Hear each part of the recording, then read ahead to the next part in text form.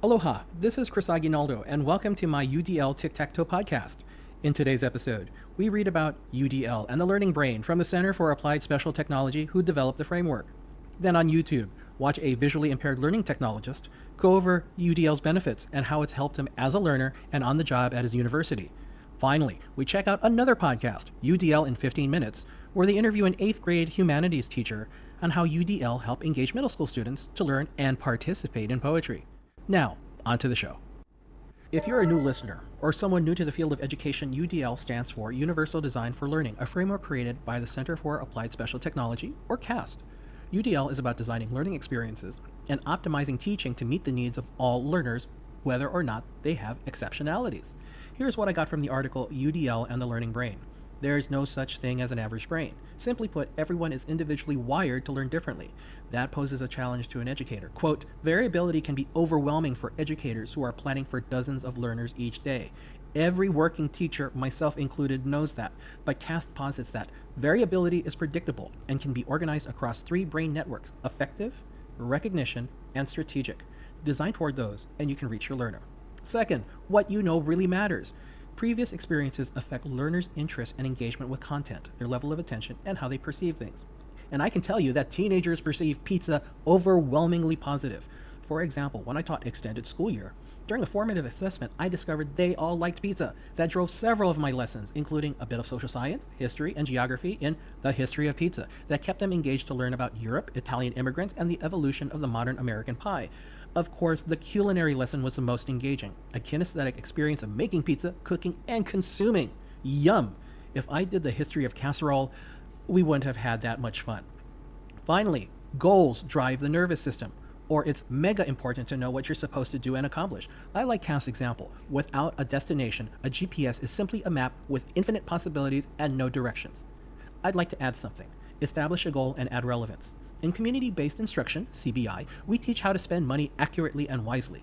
I've observed how a couple of different classrooms approach that. One class had focused on money math, where students are taught what different dollars and cents add up to. That was the point. I saw students getting frustrated, not really knowing how to do it or not wanting to do it at all. It's math. It says so in the activity title. Of course it's academic.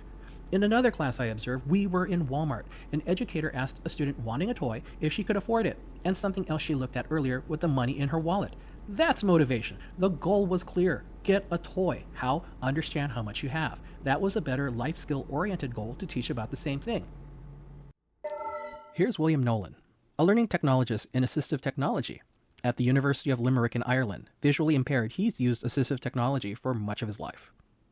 And then there are people who may just have a preference. They don't have a specific need. They may just have a preference to it, but because they don't technically need it, they might not have access to it.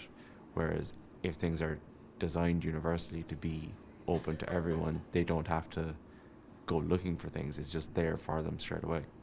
Wow, what a takeaway. A preference to use the additional supports, using stuff like maybe closed captioning or bigger type, for example, to make learning easier or more engaging for anyone. I can relate to that. For me, reading information isn't as engaging as hearing it, and when I hear something, I like to read it.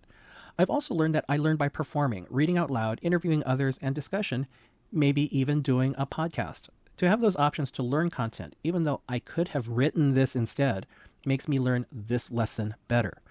Mahalo to my teacher for offering this opportunity.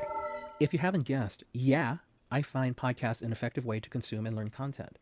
I listened to the podcast UDL in 15 minutes, and it wasn't. I listened to it more than once, at school, in the car, at home, and that's a huge advantage of podcasts, being able to access content anywhere, anytime, and at my pace. No special environment needed. There are even video podcasts for visual modality learners. But a huge disadvantage to podcasts is the tech it depends on. The network might not let you stream or download. Your device might run out of power or be incompatible with the podcatcher. The speakers or headphones could glitch, and so forth. The other disadvantage is there's a lot of content out there. In fact, I chose this episode over the others because it involved poetry. I'm a writer, and I didn't like the other topics. That's the reason. Fortunately, my teacher did some quality control, so I wasn't sifting through millions and millions of podcasts and episodes to learn about UDL. And with that, this podcast comes to a close. This is Chris Aguinaldo. Mahalo for listening. And remember, kindness matters.